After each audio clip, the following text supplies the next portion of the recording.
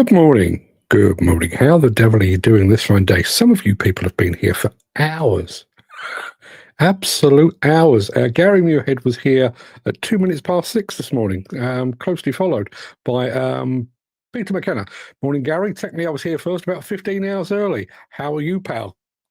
Tired, I would imagine. And there we are. Lots and lots of conversation, all going on before the show even started. According to Dan Cullen, who apparently is setting the rules now, it doesn't count if you're here more than 12 hours of the day before, the calendar day before. I don't know where the rules are coming from. But good morning to Jim Turner. Good morning to Mark Whiting, who I've spotted in the chat there somewhere. Who else do we have here? Just catching up on all this. Who's the walrus of demolition? That would be me. That would be me. I probably need to take that off the screen, don't I? Let's have a look. How do I do that again? I know it's with that button there. Look, we've got a lot to get through today, and I'm actually going to start the show before I start the show, if you get my drift. A couple of things. I'm just going to say good morning to Ken Hatcher, who's just joined us. Let me press Ken's button, although not in the biblical sense. Morning, Ken. So, a couple of things. First off, there's a new story over on Demolition News as of this morning about a move by the Environment Agency. They are looking to crack down on those that are basically acting illegally with their waste handling and their waste management and the recycling of secondary aggregates and stuff. Okay, that's what they're planning to do, which all seems perfectly like a sensible idea. You know, if there are people out there that are exploiting the system, you'd like to think the Environment Agency, who are the police of that part of the sector, would do something about it. Who's going to fund it? Yeah, the people that are following the rules. Starting in April this year, the Environment Agency is going to levy a 10% tax, basically, on compliant firms' waste permit fees to help tackle rogue operators. Anybody else seeing a problem with that? You're behaving perfectly. You're a fine, upstanding person. We'd like to charge you 10% to help us catch that guy over there who's breaking the rules. Does that feel like a good idea? Going back to what we were saying a couple of weeks ago about we've already got the landfill taxes hiking on the 1st of April, which is likely to see an increase in fly tipping. Well, isn't that going to do exactly the same thing? Peter McKenna says, always the case, Mark. Tax. Does feel like it, doesn't it? Gary Muirhead, what's happened with the candle? Are you not lighting anymore? And can we all light a candle on Sunday for our brothers of Didcot? So, yeah, a couple of things. I've forgotten to light the candle. It's here. I'll light it in a second. I'll do that. I'll get that ready. Oh, that smells lovely. So, first of all, I will light the candle. Second thing, Didcot. I will be here at 10 o'clock on Sunday morning. It is the 9th anniversary, obviously the 23rd of February. The thing that I'm doing is already recorded because I didn't want to be doing it live because I would stumble over my words and let emotions run away with me. So I've pre-recorded it. So we'll basically go live at 10 o'clock on Sunday morning. I'll do a bit of a preamble, basically just to wait for everybody to get in, and then I will press the button, and then we can all have a good old chat afterwards. It's about 9 minutes long. It's not going to take you all Sunday morning, so if you are around on Sunday morning, then please do be here. Mick has just arrived. Morning, Mick. Good of you to join us. Hang on a minute. Let me go back to Jim Turner. Jim Turner says, police through fines, then it's self-funding. Yeah, you'd have thought, wouldn't you? You'd have thought, if anybody's arriving late, this is about the Environment Agency is planning to charge a 10% levy on those that are compliant with their waste permit fees to help tackle those that aren't. Yeah. Peter McKenna says they give it with one hand, take it away with the others. Similar to car insurance being so high as there are more than 1 million illegal, uninsured, unlicensed drivers on British roads. Yeah. Gary says, I still can't believe it. Here we are again and still no outcome. Shocking. Yeah. I've taken a bit of a personal look at this because, and I've got a video to show you before I even get into the show. It's nothing to do with Didcot, but one of the things that struck me about this is obviously it's been 9 years, and 9 years, when you think about it, is a long long time. You think about all the things that you have each done in the past 9 years, and I've done it. The things that I've done and the things that I've witnessed and enjoyed and endured. You know, we went through a global pandemic. We've had, I think it was 3 Olympics. We've had 6 prime ministers. We've bid goodbye to the Queen and stuff. All that stuff within 9 years. And the 4 guys that died at Didcot missed all of that. They missed all the birthdays, the anniversaries, the parties, and everything that goes with it. So that's the spin I've taken on it. Anyway, that's all that. I'll come back to that. Another thing, today's show is going to be very, very tech heavy. There does appear to be like a rising tide of tech. Obviously, Bauma is going to be the most technological so far. So I thought I'd share with you a video because this one has got a bit of a sting in its tail. Sit back and enjoy this because, as I say, I've got something to tell you about it after this.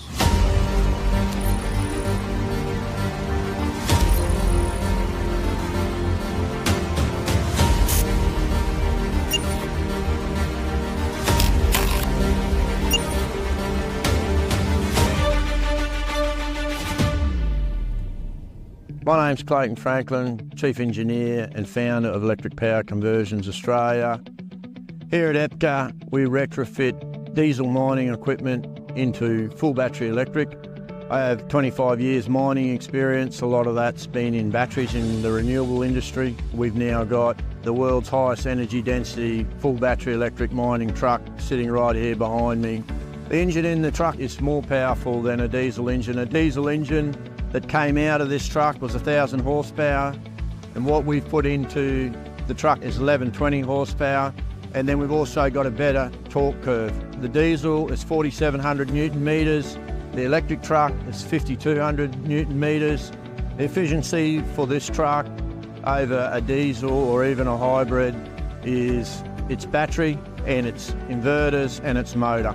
In a traditional diesel engine, the one that we took out was a 3508B. The efficiency at best would be 35%. The efficiencies on a diesel motor are never going to get much better than that. But when we look at an electric motor, an electric powertrain, what we see is that we can get efficiencies around the 95%. With its current design is an 8-hour run time, which is equivalent to 64 litres per hour of the diesel truck. We have designed for heavy haulage straight out of a pit. We also have an extended truck design that runs for 12 hours. 777 behind me takes 50 minutes to recharge. We use smart charging technology coupled in with the Zero-Tech batteries. For an operator operating this machine, the advantage is no noise, low vibration. We've improved the safety on this vehicle. We have a SIL 2 rated functional safety system. Traditionally, a diesel truck would be just driven flat to the floor, whereas with this truck, because of the response, because of the acceleration, you can really drive it from the throttle, and in the parameters we can limit it, and so we can give it the ramp that we need for its duty on the mine site. Our mining clients here in Australia are ecstatic that this truck's being built, manufactured right here in Western Australia, and our clients love the fact that it's coming out of this state, thrilled with the performance of the truck, really keen to get it onto their mine site. Australian government's got a goal for 30% reduction in industry by 2030 and then zero emissions by 2050. The truck is full battery electric, so we get zero emissions straight off the bat. That's where we need to head as a country, and then that's where we need to head as the world, as a planet. We've been in contact for a long time with Zero-Tech. We see that they are the preferred battery supplier worldwide. Their battery format suits us extremely well, suits our application. We've worked extensively close with their engineers for a lot of months now to get a product that not only off-road, not only vibration, but also temperature and the right format for our application. We're going to ramp up production here. We expect to be able to push out 50 to 70 trucks per year out of this facility and then grow beyond. There's some 5,500 trucks in Australia to be converted, to be retrofitted, and there's 55,000 worldwide. EPCA will continue to work with Zero-Tech and improve the battery and all the installation, the system integration, and then back into the trucks, back out to the mines.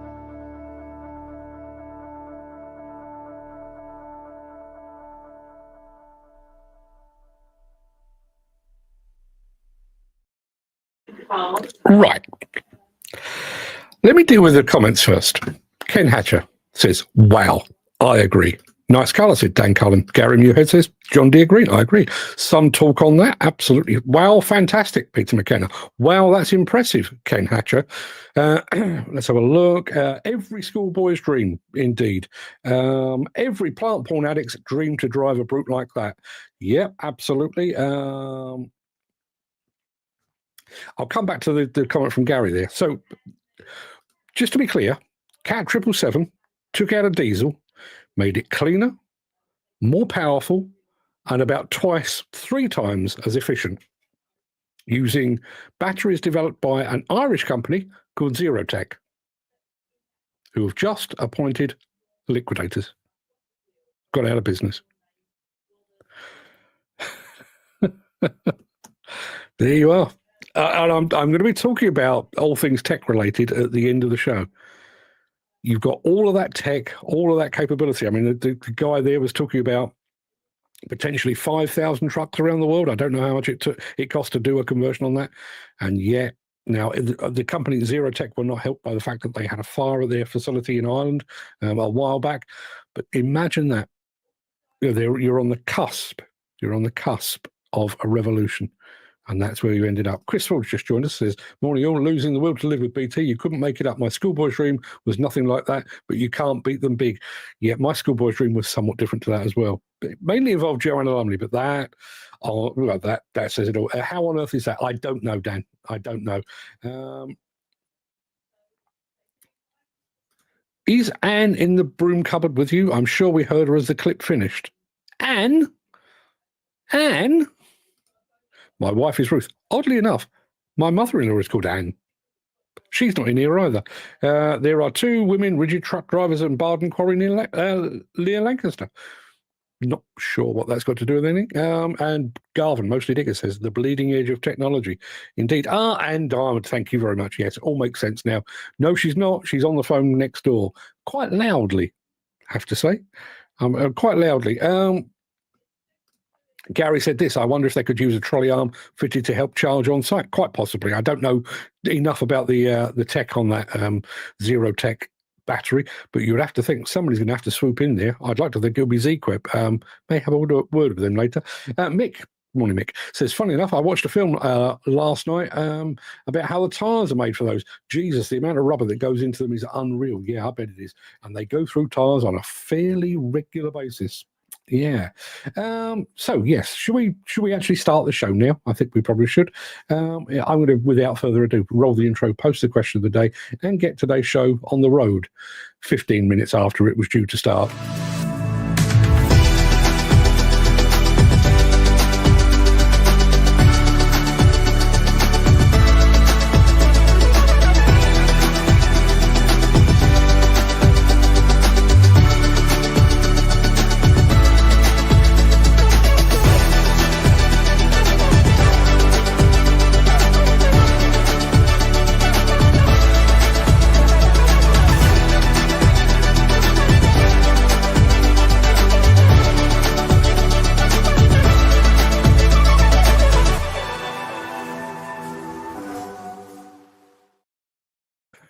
Peter keeping me on the straight and narrow. I haven't forgotten the intro. I've just got so much crammed into today's show that I needed to include that, as well as the reference to the Environment Agency's lunacy as well. Anywho, it is Thursday, the 20th of February. Welcome to the Breakfast Show. I am your host, Mark Anthony, the walrus of demolition. In today's show, it's going to be tech heavy, I'm telling you now. Develon unveils a new materials handler, Caterpillar's collision detection system, Hyundai's digital guidance interface, and Zoomlion's smart city of the future. Plus, in my morning monologue, still tech related, Bauma and the rising tide of tech. Before we get to all of that, we do have the small matter of today's mystery machine to decipher, and it's going to be with you immediately after this.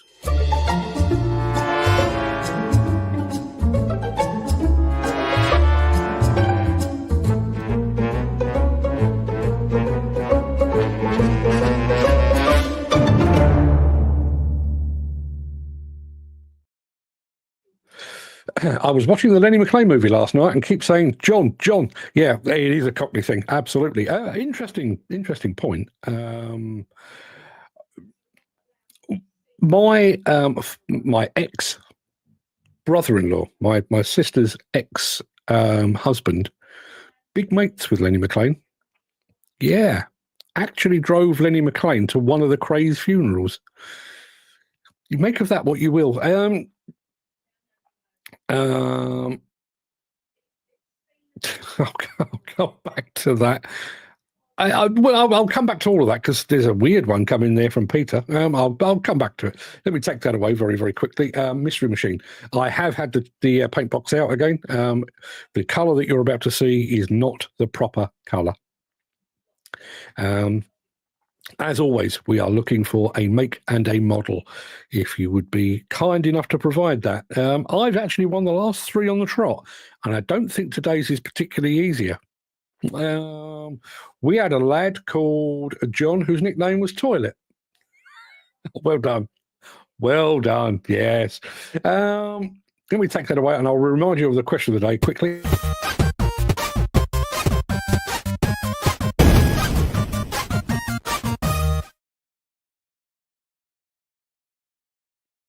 Yeah, nice, easy one. Question of the day today is this. It's been a long week. You're feeling a bit flush with cash, but you can't be asked to go out to eat. So you decide on a takeaway. But what are you getting? Where are we? I saw one from Ken Hatcher who will come. It will come as no surprise. He said pizza. I would imagine that Ken is probably on first name terms with his local pizza delivery people. Now, this is the one that I found very, very surprising. Obviously, they do things differently in the north. Peter McKenna says Chinese would probably be my go-to as well, or Portuguese. Portuguese takeaway. What do you get from a Portuguese takeaway? Is it sardines? Because that's what I say. Sardines and custard tarts. That's not a good takeaway. Mick says, very well done. The decree nice eye when it's all over and you're left with nothing but hope. Well done. We've had some guesses on our mystery machine, all of them wide of the mark. Dan Cullen going for the cat D6R. It's not a cat, and it's definitely not a D6R. It's not a Liebherr 722. It's not a Liebherr at all. It is not a Drott. It is not a cat.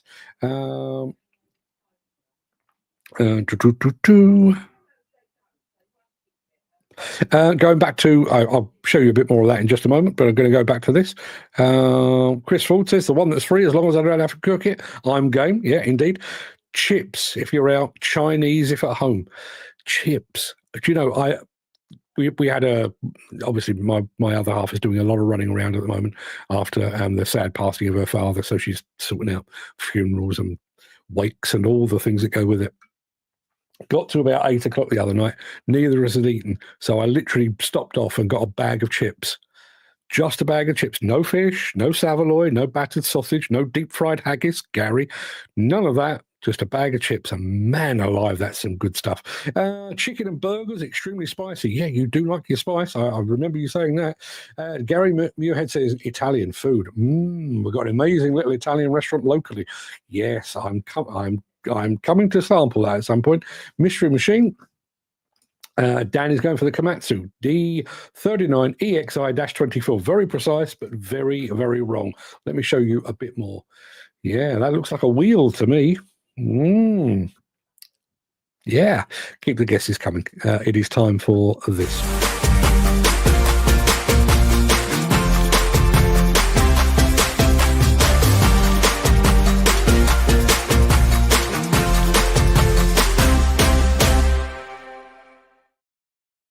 Yeah, Mick just said this. I forgot about the names of the 3 from Keltbray and sat last night thinking, I'm not surprised, but that is rife in demolition. Yeah, I actually posted details of that story over on LinkedIn. And comment after comment after comment was, yeah, well, it goes on all the time. It's going on right now. Always went on. Brown envelopes, blah, blah, blah, blah. Almost like it's a badge of honour. Yeah. Let me take that away. Bring that back up. There we are. Chris Ford going for a Dynapack CA35D. It is not. Dan Cullen going for a Develon DD100. It's not one of those either. Although speaking of Develon, they are up right now. They've got a new material handler, and I'm going to show it to you. It's only 49 seconds. I think you'll enjoy it.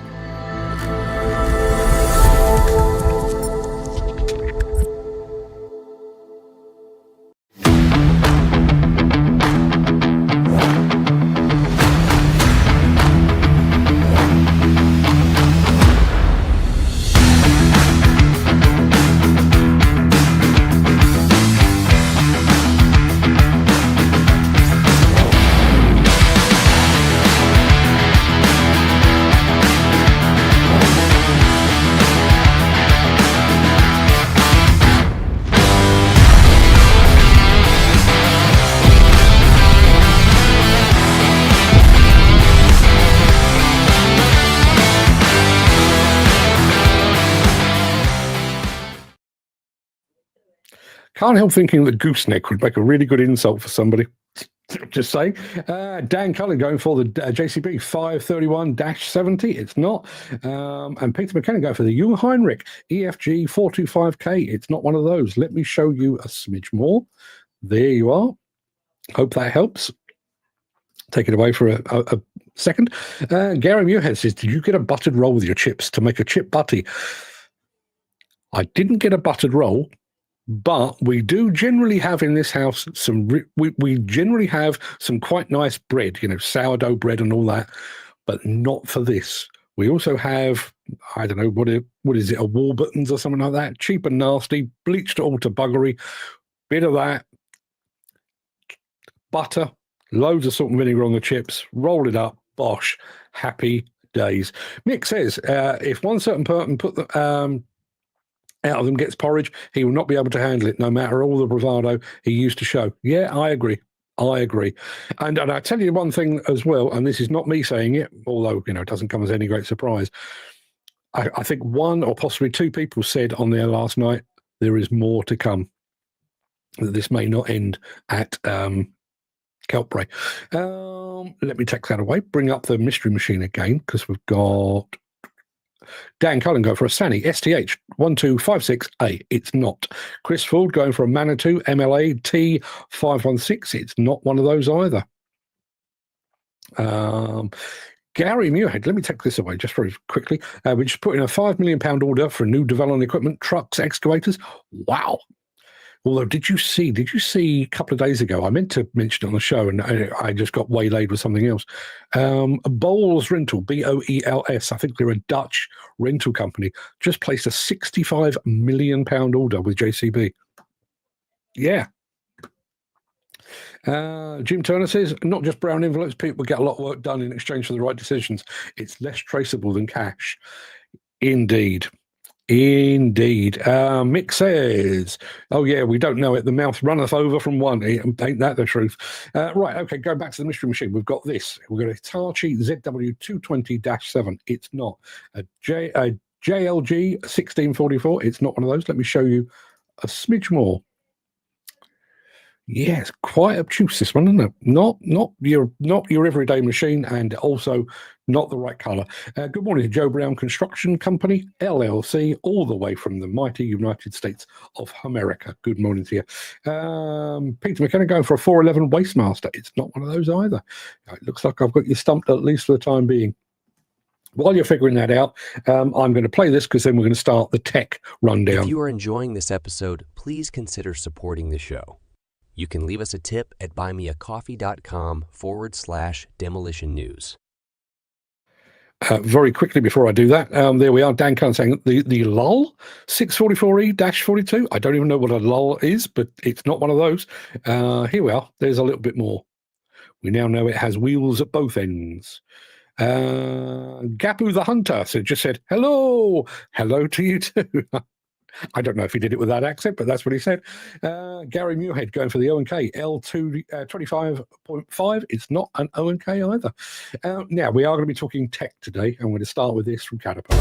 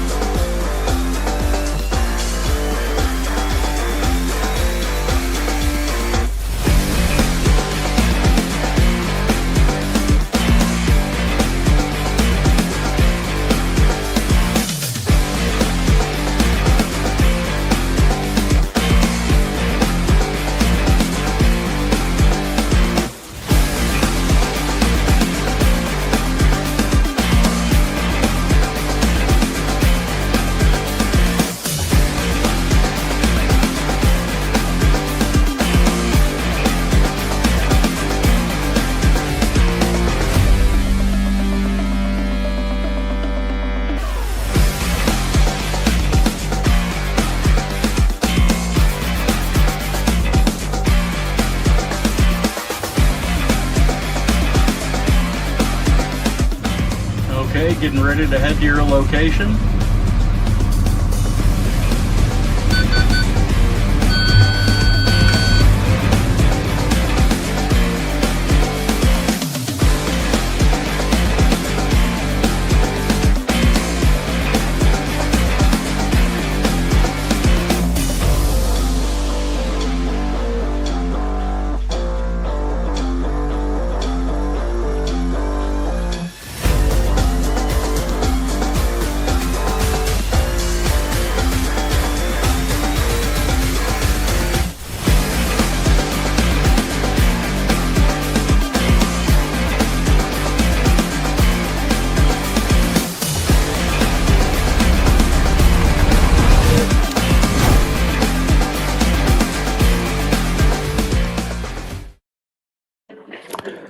Right, there's the first bit of tech. We're going to do a bit more in just a moment, but first of all, we need to address this. We've got Dan Cullen going for the Liebherr T35-6. It's not a Liebherr at all. It's not a case either. Case 321F from Gary Muirhead. It's not one of those.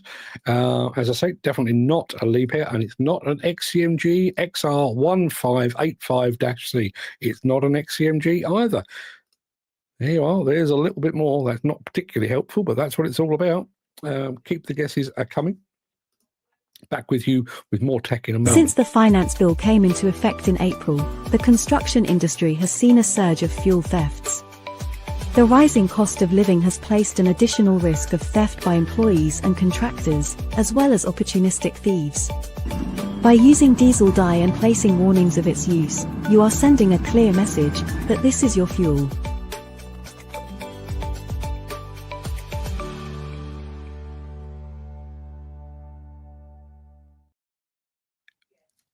Yeah, well, sorry, my phone was just ringing. I don't know how people phone me at this time of the day, but I'm just going to go back to this. Peter says the Extreme XR7038-F. I think that's XCMG, but it's not one of those anyway.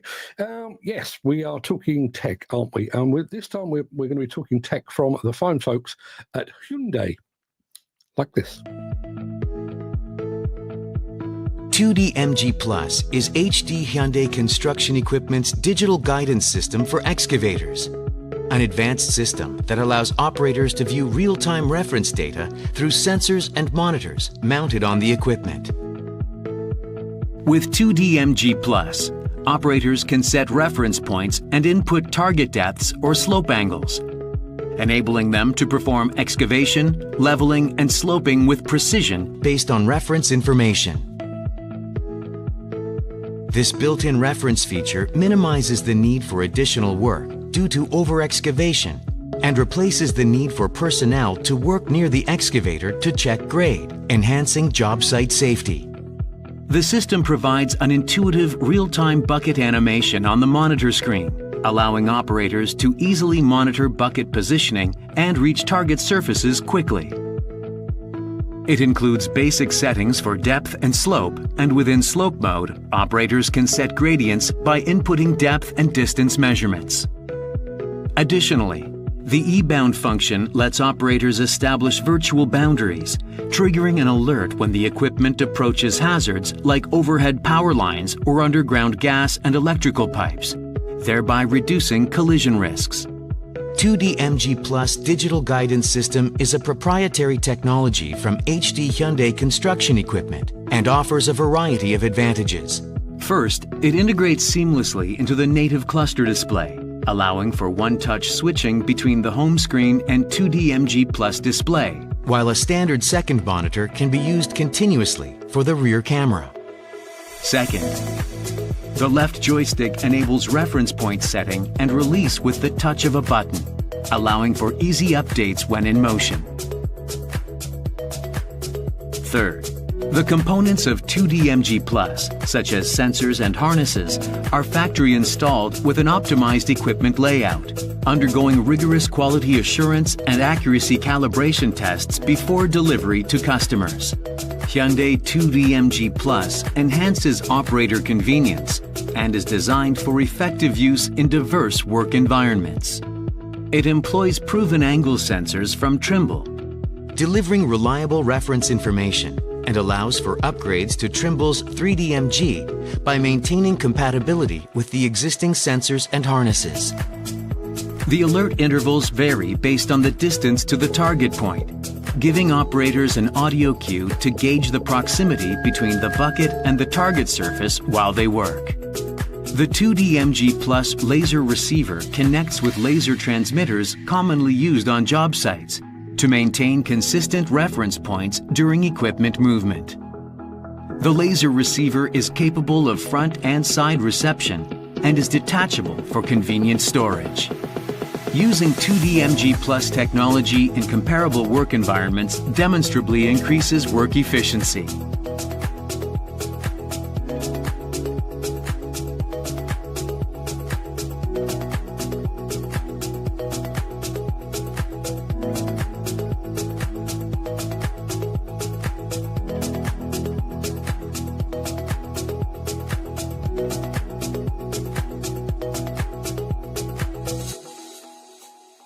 building a comfortable tomorrow.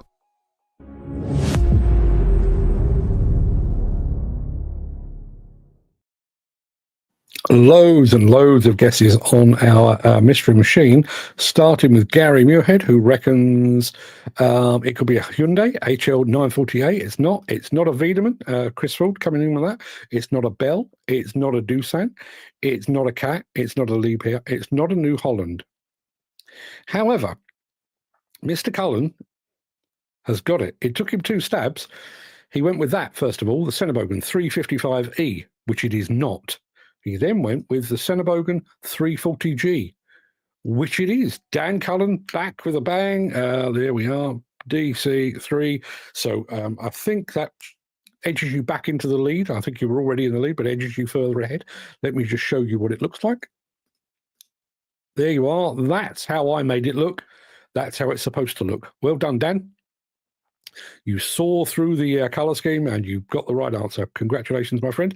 Let me just have a very quick count up. We've got, let me have a look. 1, 2, 3, 4, 5, 6 wins for Dan.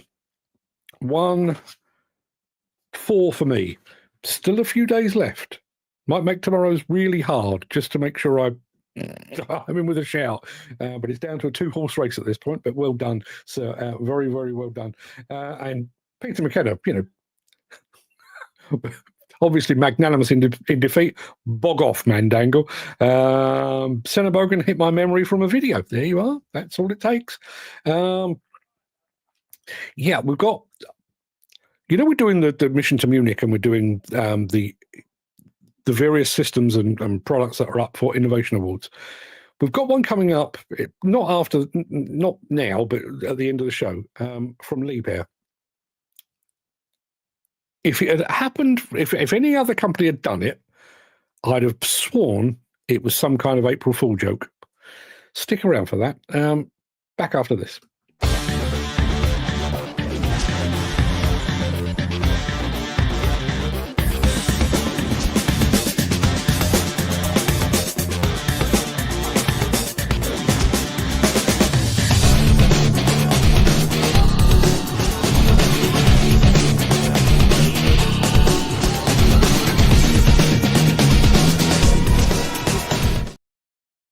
Peter McKenna says, have you seen the new Senebogen 340G mark? That's a class bit of kit. Is that not what we've just shown? I think it was. Dan Cullen, you go for it tomorrow. I'm really going to dig through the archives. Good morning to Ryan Lee, my mate over on Instagram as well. Just joined us. Now, the video I've got now is only about 40 seconds long or thereabouts. It comes from Zoomlion. I don't know whether they're building a smart city. I don't know whether they're building a factory that's called the Smart City. I don't know what it's all about, but I love the music and I love the colour scheme, so I thought I'd show it to you.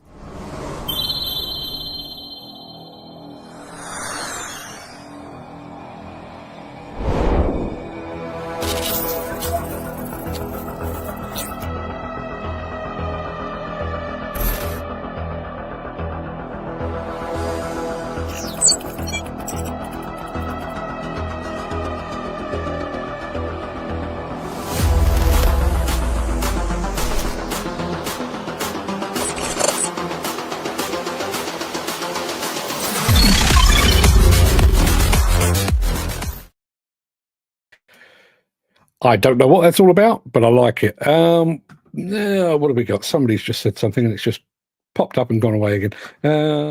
Dan Cullen, sorry, Peter, but I actually memorised certain things and it's stuck in there. Yeah, why is it? And I don't know if this is the same with you, Dan. Why is it that the things that you remember are the things that you're never likely to need? You know, I can remember song lyrics from obscure songs in the 1980s, but can I remember the name of the person that was just introduced to me 30 seconds ago? No.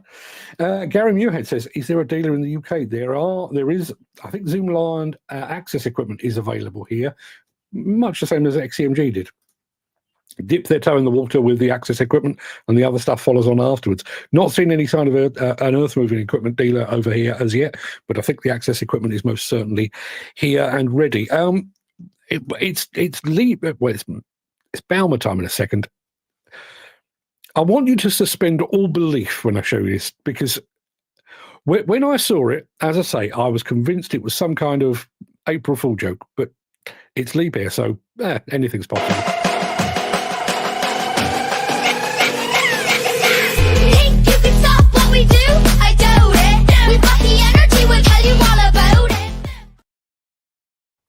So you know the idea of haulers. You know, some haul trucks have 3 axles, some have 2. What about 1? Introducing the latest in material hauling, the S1 Vision single axle truck. Born from a vision to rethink truck design focusing only on core components, the S1 is set to revolutionize the industry. The S1's self-leveling system ensures the highest stability and safety, regardless of the terrain. The S1 masters tight corners with a 0-turn radius, offering exceptional maneuverability in confined spaces. Equipped with advanced sensors, fleets of S1 trucks can work together autonomously, optimizing fleet operations and improving overall safety and efficiency. One vehicle, countless possibilities, whether in mining,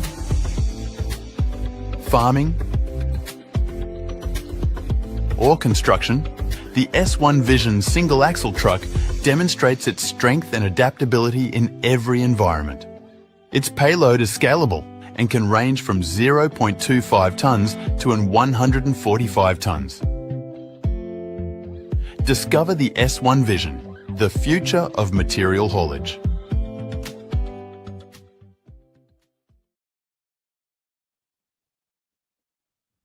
Anybody else? Anybody else thinking, what? I'm not a Star Wars fan, so I don't know what the thing is called, but there's a little beastie in some of the later Star Wars films that's like a head with a ball. It's that. And that, with a 145-ton payload. Wow. Ryan Lee is not overly impressed. Well, that's a waste of time. Why? I don't know why. But the very fact that they could actually do that, that's a lot like Volvo's single drum remote control roller that was featured on the show. It is indeed. Just mind blown. And one of the, there's Dan stating the bleeding obvious, weird looking thing. Yes, absolutely weird looking thing. The thing I like about that is much the same as I liked about those autonomous haulers that Volvo did. It's like they've looked at the industry and gone, we're going over here. And I do appreciate that. I think that's amazing. Absolutely amazing. Good for squashing pedophiles. Okay. Seems like a bit of a specialist application, but hey, if that floats your boat, then absolutely fine. But yeah, I'm spending, before Bauma starts, as we have done the last couple of Baumas, we're going to be with Lee Pair on the Sunday before the show starts. So the Sunday and the Monday morning as well. I'm so hoping, bearing in mind they've got that up for a Bauma Innovation Award, I'm so hoping that will be there. I just, wow, unbelievable. Like a unicycle, yeah, it is. Talk about rethink the industry. Unbelievable stuff. Anyway, that's about it for the main part of this morning's show. And bearing in mind, we've been talking about tech. That's what we're doing in the morning monologue. I'm going to roll the outro in just a second before leaping gazelle-like over into my morning monologue. If you can't stick around for that, please, please, please, please do stay safe. Look after yourself, your family, your friends, and your colleagues. Hope to see you again very, very soon. But if you do have the time and the inclination, stick around. I'll be back after this.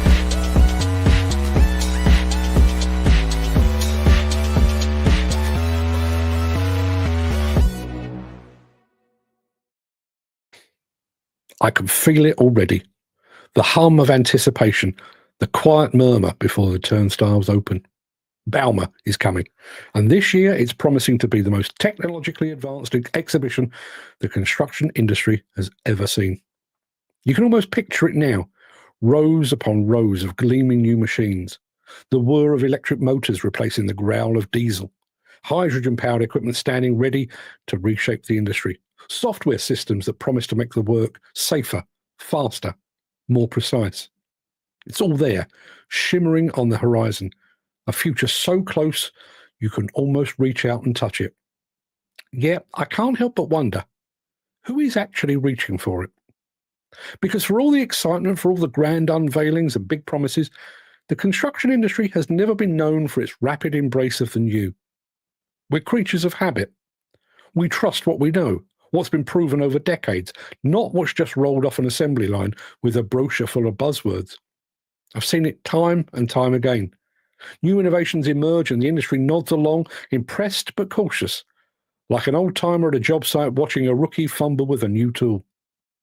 Hydrogen and electric? Sure, they're cleaner, they're quieter, they're the future. Everyone agrees. But how many contractors are ready to gamble on that future?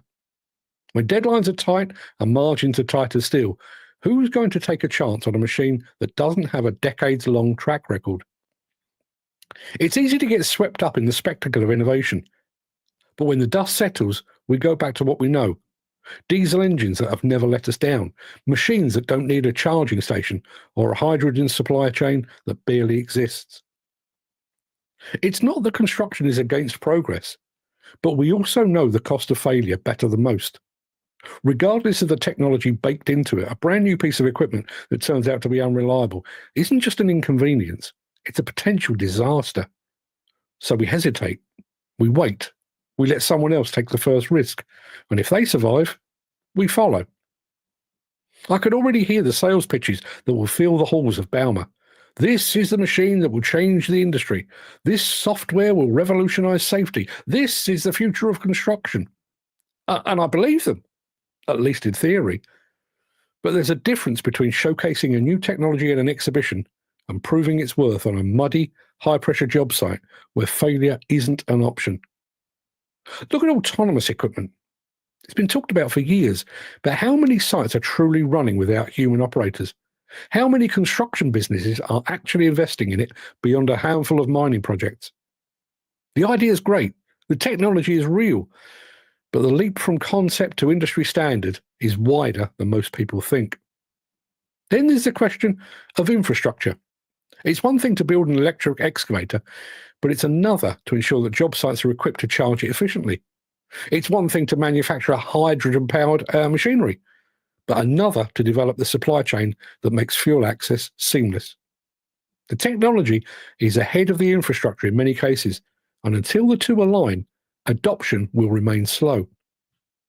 And let's not forget the workforce. Operators, foremen, site managers who have spent decades working with traditional equipment. It's not just about learning to push different buttons. It's about retraining an entire industry to trust new ways of working. How many businesses are willing to invest in that level of training? How many workers want to step away from their tried and true methods to adapt to an uncertain future? Change doesn't just happen because a product exists. It happens when people are willing to embrace it. With all that being said, I can't shake the feeling that this time we might be at a real turning point. The push for sustainability is stronger than ever. Governments are setting stricter regulations and customers are demanding greener construction methods. The financial incentives to innovate are beginning to outweigh the risks of standing still. Maybe this is the moment when the industry finally steps forward instead of shuffling its feet. I think back to past Bauma exhibitions, to the game-changing announcements that felt like science fiction at the time. GPS-guided machines. Do that again. GPS-guided machines? At one point, that sounded unnecessary and expensive, until it became an industry standard. Hydraulic quick couplers. There was skepticism at first, but now you'd struggle to find a job site without them.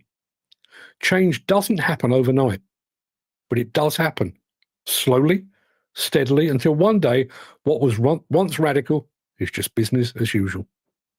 Change is inevitable, the march of progress unstoppable. Those that are currently choosing to sit on the technology fence look increasingly like King Canute, attempting to turn back the tide. So maybe this time will be different. Maybe this will be the year the industry doesn't just admire innovation from a distance, but actually engages with it, embraces it. Maybe contractors will leave Bauma not just with business cards and brochures, but with real plans to integrate new technology into their fleets, their workflows, and their mindsets. And maybe, just maybe, we'll stop waiting for the future and start building it instead. It's weird how these things coincide. I wrote that yesterday lunchtime, thereabouts. and then started to pull the show together with all the videos that we had, and there was a very distinct tech flavour to it. So that's how it all came together. Let's have a look. Gary Muirhead, it's Liebherr down. They'll have all that sorted out, mate. Make you wonder who actually won the Second World War. The German manufacturing industry is years ahead of everyone. Yeah. And the Swedish, I would say. They reckon hydrogen isn't the future for road-going vehicles of any size. Yeah, I saw that this morning. Yeah, we do feel like, it does feel like we've gone an awfully long way down this line before we've started to realise that the limitations or potential limitations of both electric and hydrogen. Dan says, I can't see the change making a difference as people won't trust or embrace it in construction. That, I think, ultimately, they may not have a choice. When we get to the point where, we finally go zero emissions, what choice will you have? You'll have to embrace it. But it goes back to what I've been saying all along. Why are people not doing it now? Taking a bit of a, dipping a toe in the water, knocking off the rough edges, understanding the real limitations, particularly of electric, because it is a fairly mature technology now. Why are they not having a bit of a dabble now, so that when in 5 years' time batteries are cheaper and charging is better, we can actually go, oh, we've already done all that. Yeah, we've just got a better version of it. There are 6 colours of hydrogen. Okay. Well, there's one company win awards for sustainability. Don't see anything sustainable on site. That's very true. The oldest way to generate hydrogen is by transforming coal into hydrogen. Yeah, it's kind of self-defeating given what we're talking about here. But when I go back, and I mean this has been the case for quite some time, but I think it's gathered pace recently. I came back from ConExpo 2020. It was probably the same at Bauma 2019, but this was when I really noted it. Came back from ConExpo 2020, notepad filled with notes, little scraps of paper with stuff scribbled on it, photographs, video, and everything else. And virtually everything that I'd written down, virtually everything that I'd photographed, virtually everything that I came back with was not hardware related, it was software related. It was systems and driver aids and all of those kind of things. And that has gathered pace. Bauma 2022 was that, but even more. And I think Bauma 2025 is going to be exactly the same thing. It's going to be more and more tech. Look at Volvo. Volvo, a world-class manufacturer, no question about it. And they've got an entire range from mini excavators up to, I don't know what their biggest machine is, probably one of their excavators or maybe the big rigid truck. All that range, all diesel powered. And yet at Bauma, they are going all electric. They are putting their money where their mouth is. Will the visitors there actually say, now is the time? Come away from there and think, now is the time to go down that line. Mostly diggers, brown envelopes need a tech update. Grease coin, anyone? Yes.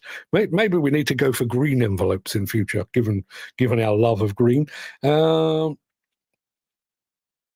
Let's have a look. All diesel generators running offices 24/7, all diesel-powered kit on site, Foreman plus managers driving around diesel pickups all day.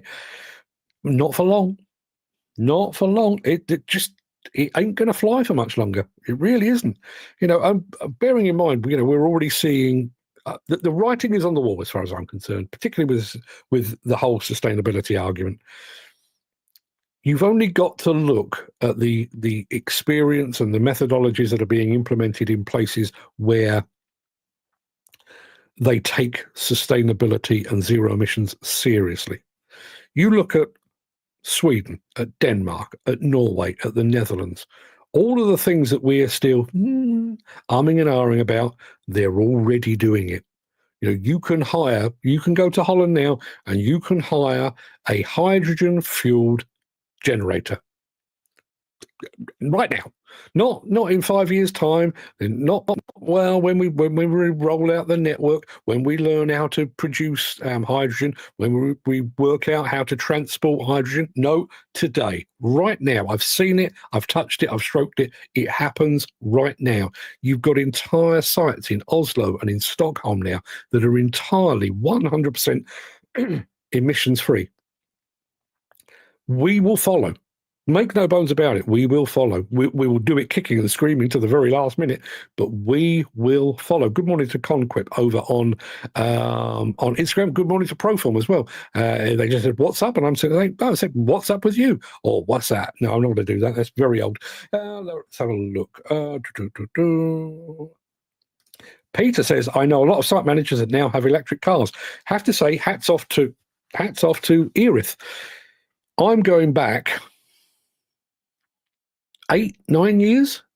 They were working at a power station, the name of which has just gone completely out of my head, but it wasn't a million miles away from their head office. So the guys that were working on the site were given electric vehicles, partly because, cheaper and, and everything else, but they were making a statement, and, the mileage was pretty limited, and therefore they could do precisely that. Mostly diggers. Garvin says, "I saw Loxam Hire had some electrics working around Paris during Intermat last year." Yes, they did. Yeah, I think you and I may have taken the same route because I saw those as well. Yeah, absolutely. Electric mini diggers, he's just clarified. Yeah, I saw them as well. Yeah. And, for those that don't know, Loxam is a huge company. They are Sunbelt level, huge company. They're doing it, and they're doing it in Paris. Well, they're doing it in France. They're probably doing it right across Europe, knowing Loxam. And yet we are still sat here like, yeah, well, maybe one day. The analogy I would use for this, and you go to a wedding. You go to a wedding and you attend the actual ceremony. And you sit there and you listen to the vows, and they're there for the photographs and everything else, and then you go off somewhere for the actual reception. And you're sat there. You were at the church at sort of 11 o'clock in the morning, and it's now 3 o'clock in the afternoon, and you are starving. You're starving. Your stomach's growling. You would eat the arse end off a dead donkey if you were given the opportunity. And they bring out the buffet, and 99 out of 100 people, despite the fact that they're starving, hungry, will sit there and sit there and sit there until somebody else makes a move, at which point they think it's acceptable to get up and go and help themselves. That is how I see where we are today with electric machines. And I'm sure we'll go through exactly the same machinations when we get to hydrogen machines as well. I think if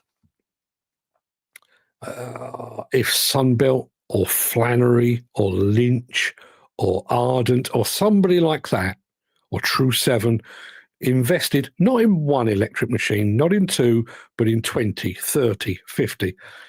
I think if somebody did that, the rest of the industry would go, okay, it's time, let's do it. But as it stands at the moment, we're all waiting for somebody else to make the mistakes, to iron out the bugs, to watch what they do. If they do take on a fleet of electric machines, can they charge extra? Can they charge for, the supply of the charging unit that goes with it, and so on down the line?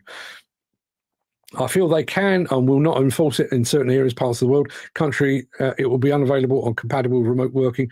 And what about downtime, wasted charging?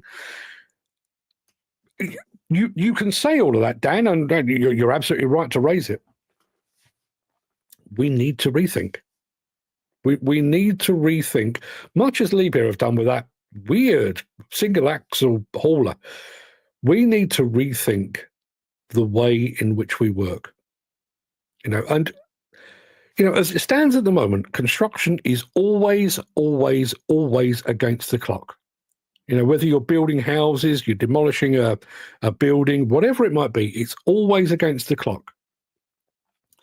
Instead of that, rather than saying, okay, well, we've got 8 weeks to build these 3 houses, allow 9, allow 10. And that additional time, come midday, put the machines on charge, The guys go around, do something else, go and have a bite to eat, go and have a chat, take care of their mental health, have a cup of coffee, whatever it might be, and then come back in an hour and then crack on. All it takes is for people to say, actually, the survival of the planet is more important than the bottom line of our balance sheet. Problem solved. Problem solved. Intelligent Energy and Loughborough have hydrogen lighting towers and generators. Do they? Do they indeed? Dan Cullen says, I fear in our generation we won't see it. This sustainable future is pure BS, in my honest opinion, and it will not work out in rural areas, only in cities, maybe. I think that is absolutely right. I think that will be the rollout. You know, listen, think about what we've had with things like the low emission zones and the ultra low emission zones. You know, London did it first, went from low emission to ultra low emission, you know, in a certain part of London. You know full well that will be rolled out in Birmingham, Manchester, Leeds, Newcastle, Glasgow, and it will roll out. And it will roll out slowly but surely, and it will get everyone. Dan says, Peter, maybe electric cars, not trucks on site driving around all day. I think it's coming. Dan, your blinkered pal. Volvo has a truck that can partially recharge in just 15 minutes. That tech will come for construction sites, as well as swappable batteries that can be stored in a rack on charge. Those of you that were watching WhatsApp last night, we've finally been given the nod to actually put it out. The reason I was talking about the Netherlands earlier, I was in the Netherlands just before Christmas. With the people at ZQuip. We met them at Intermat, and we've been working with them since, and went over to see their swappable batteries. And those swappable batteries are more than just a swappable battery. They are basically an electricity storage unit. So yes, you can lift one off, and you can take it out of a skid steer and put it on a compact wheel loader, take it off of that and put it on an excavator, hook it up, you're good to go. You take it off while that one's being charged. You've got another one going in and doing its thing. But in addition to that, you've got AC, DC or AC and DC modules that you can use to charge tools on site or to power tools on site. You have got a completely different way of working. If you haven't seen it on WhatsApp, go and take a look. They are going to be at Bauma. It's early doors. But in terms of swappable battery technology, it's the best iteration I've seen. It really is the best iteration I've seen. It's big. Don't get me wrong. It is big. But it works. It works extremely well. We saw it on a Cat 308 excavator, as I say, in the Netherlands. And, you know, we actually filmed it, you know, putting the battery on, taking the battery off, doing some work and everything else.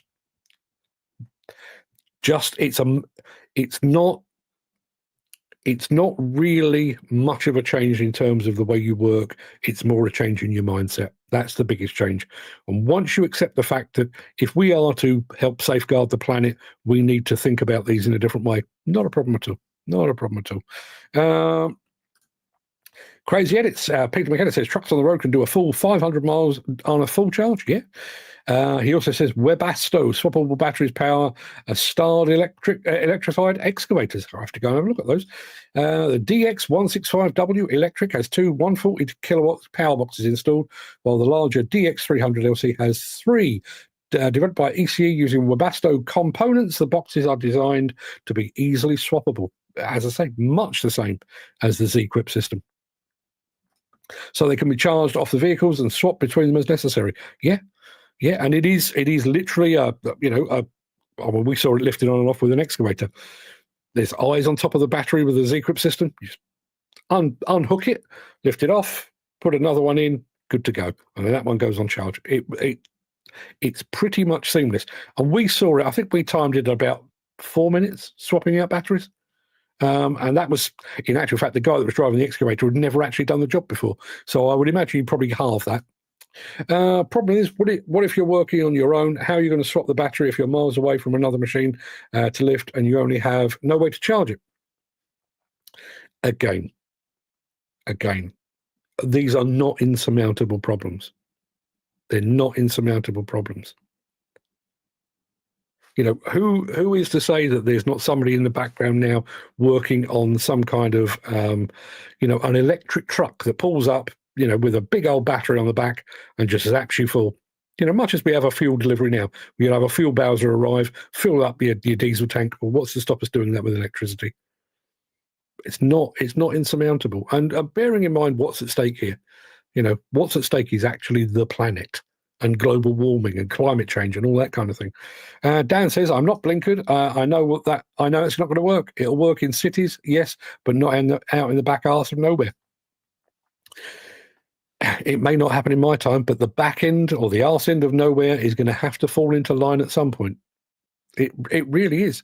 When we're talking about the UK's net zero ambitions, nobody is saying net zero in London, net zero in Birmingham. They're talking about net zero as a nation. We will have to find a way. Really is as simple as that. And cold weather affects the batteries too. It does, but really cold weather can affect diesel as well. All of these obstacles will not stand in the way of progress. They won't. They really won't. I mean, I mentioned a couple of things there. We looked at hydraulic quick couplers for years and years, a decade or more. Oh, expensive, unnecessary. Now look at us. Can't get enough of them. Every man and his dog makes a fucking quick coupler. Think about GPS. Oh, no. No, we don't want that. We don't want people being monitored in the cabs, and we don't want to be controlled. Now look at us. We can't get enough of the damn things. The same will happen. Someone will produce a crane-type system on the machine to swap the battery without the need of a separate machine. Yeah. Dead easy. Dead easy stuff. Not hard at all. With swappable boxes, you have the flexibility to take them out somewhere they can be charged, for instance, overnight without having to move the entire machine. Yeah. Yeah. It's the only thing standing in our way is mindset. And as I say, I wonder, will Bauma be that tipping point, where somebody goes to Bauma and says, yeah, I was here. Let me think. I was here 3 years ago. I was here the 3 years before that, and I was here 3 years before that. So when did I see the first electric machines? About 2018, something like that. So, we've had 2, possibly 3 Baumas since electric machines first made inroads. Is this going to be the tipping point? Is somebody going to come back from Bauma and say, yeah, now is the time?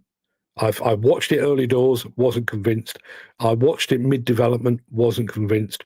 But now we're on the 3rd, 4th, 5th iteration of Volvo Electric. I know JCB aren't exhibiting, but JCB Electric, Komatsu Electric, now is the time. We have got to the point where we need to do it. And I do wonder. Wonder if the third world nations will stick their fingers up and say, fuck you, carry on as they do now. Probably, but the thing with this, the thing with climate change is you can only control that which you can control. Now, I mean, one of the other arguments that's always given against electric, they are only emissions free at the point of operation. You've still got to get that electricity from somewhere, and in some instances that electricity is going to come from less than green sources. We still have some fossil fuel power stations here that will be producing electricity, and that is going to be a problem. But all you can control is that which you can control. So if you can make your site electric at the point of operation, you can make it.